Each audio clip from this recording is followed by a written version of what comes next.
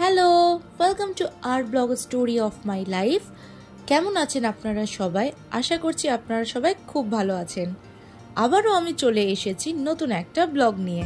আজ আমার সাথে আছে আমার দুজন বান্ধবী আর আমরা তিনজন মিলে এক্সপ্লোর করব নেহেরু চিলড্রেন্স মিউজিয়াম। আর দেরি না করে ব্লগটা স্টার্ট করছি।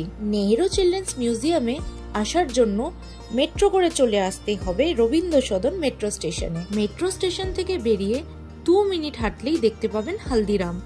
হালদিরামের অপোজিটেই আছে নেহেরু চিলড্রেন্স মিউজিয়াম। আর যদি কেউ ভাবেন বাসে করে আসবেন, তাহলে হাওড়া, শিয়ালদা বা এসপ্ল্যানেড থেকে বাস করে চলে আসবেন এক্সাইডে। এক্সাইডের বিখ্যাত খাবারের দোকান হালদিরাম, তার অপোজিটে নেহেরু চিলড্রেন্স মিউজিয়াম। এটা হচ্ছে মেন এন্ট্রান্স। মেন এন্ট্রান্সের পাশেই আছে পর্যটকদের জন্য গাড়ি পার্কিং এর সুবিধা। সোমবার আর মঙ্গলবার এই মিউজিয়ামটি বন্ধ থাকে। বাকি দিনগুলো সকাল 11টা থেকে সন্ধ্যে 7টা পর্যন্ত এই মিউজিয়ামটি খোলা থাকে। মিউজিয়ামের এন্ট্রি ফিজ হচ্ছে 10 টাকা 16 বছরের কম বাচ্চাদের জন্য, আর 16 বছরের বেশি বয়সীদের জন্য 20 টাকা করে মাথাপিছু টিকিটের মূল্য। এই মিউজিয়ামটা বাচ্চাদের জন্য আদর্শ একটি জায়গা। প্রথম গ্যালারিতে 92টি দেশ থেকে আনা 1000-এরও বেশি পুতুল এখানে রাখা আছে। মিউজিয়ামটি ভাগ করা আছে 4টে পার্টে: doll gallery, Ganesh gallery, Mahabharat gallery এবং রামায়ণের গ্যালারি। এখন আমরা আছি পুতুলের দুনিয়াতে। এখানে রাখা আছে বিভিন্ন জায়গা থেকে আনা বিভিন্ন রকমের পুতুল। প্রত্যেকটা পুতুলের বৈশিষ্ট্যতা আলাদা। প্রতিটি পুতুল তুলে ধরেছে নিজেদের দেশের কালচার, পোশাক পরার ধরন এবং ঐতিহ্যকে। এই পুতুলগুলো অন্য পুতুলগুলোর থেকে একটু আলাদা, কারণ এই পুতুলগুলো কাপল হিসেবে রয়েছে। আর বেশ মজার ব্যাপার এটা যে এই পুতুলগুলো ভারতবর্ষের প্রতিটি স্টেটের সাজ, কালচার, পোশাক তুলে ধরেছে।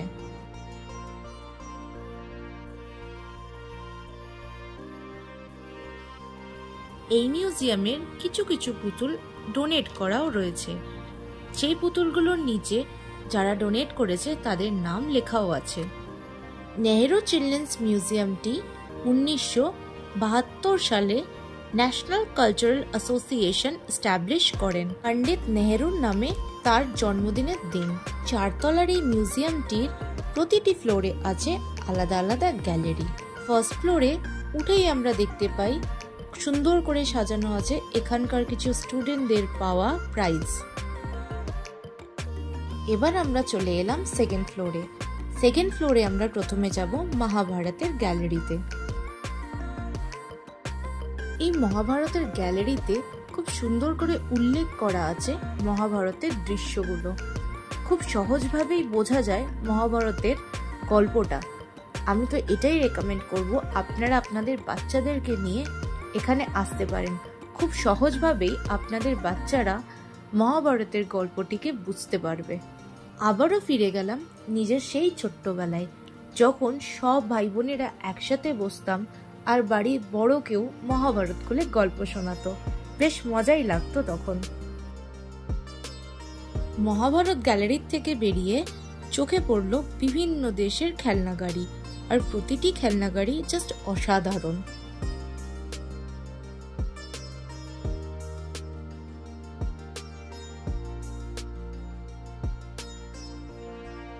খেলনা গাড়ি দেখা শেষ হতেই দেখতে পেলাম আর একটা পুতুলের গ্যালারি আছে। প্রথমবার এত রকমের পুতুল আমি একসাথে দেখছি। বিভিন্ন দেশের কালচার, ট্রেডিশনকে তুলে ধরা হচ্ছে পুতুলের মাধ্যমে।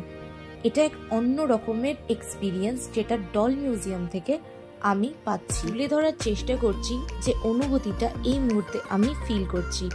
আশা করছি আপনাদের স্ক্রিনেও আমি ওই অনুভূতিটাকে পৌঁছে দিতে পারছি। তাই ভিডিওটাকে স্কিপ না করে দেখতে থাকুন।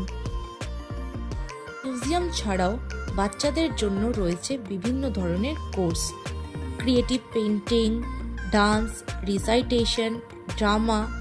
5 থেকে 18 বছরের বাচ্চাদের জন্য এই কোর্সগুলো অ্যাভেলেবেল আছে নেহেরু চিলড্রেন্স মিউজিয়ামে।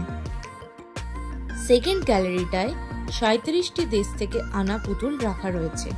পুরনো পুতুলদের সাথে কিছু নতুন পুতুলও অ্যাড হয়েছে এই মিউজিয়ামে।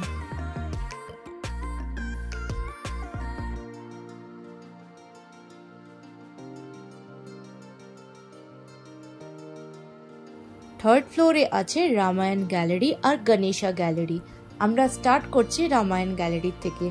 খুব সুন্দর করে সাজানো আছে রামায়ণ গ্যালারি। এখানে প্রতিটি দৃশ্যকে খুব ভালো করে তুলে ধরা হয়েছে। খুব সহজভাবেই আমরা বুঝতে পারছি রামায়ণের গল্পটা। চলুন আমার সাথে রামায়ণের গল্পটা এক নজর দেখতে। আবারও বলছি, খুব সুন্দর করে আর সহজভাবে এইখানে রামায়ণের গল্পটিকে তুলে ধরা হয়েছে। ওভারঅল পুরো গ্যালারিটা ঘুরে আমার খুব ভালো লেগেছে। অ্যাট লাস্ট আমরা চলে এলাম গণেশ গ্যালারিতে। গণেশ গ্যালারিটা জাস্ট অসাধারণ।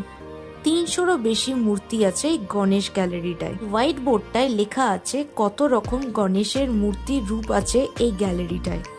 বিভিন্ন রকমের রূপের গণেশ আছে এই গণেশ গ্যালারিটায়। আপনি সব রকম গণেশ পাবেন এইখানে।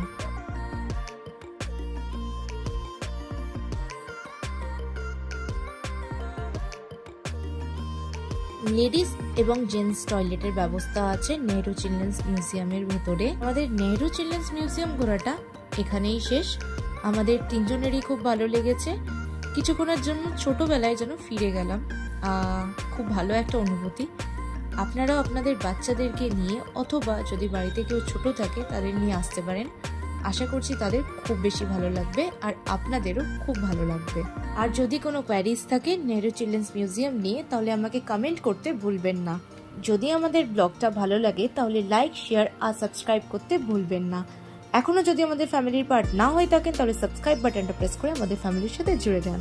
টিল দেন ভালো থাকুন, নিজের খেয়াল রাখুন। স্টোরি অফ মাই লাইফ দেখতে থাকুন।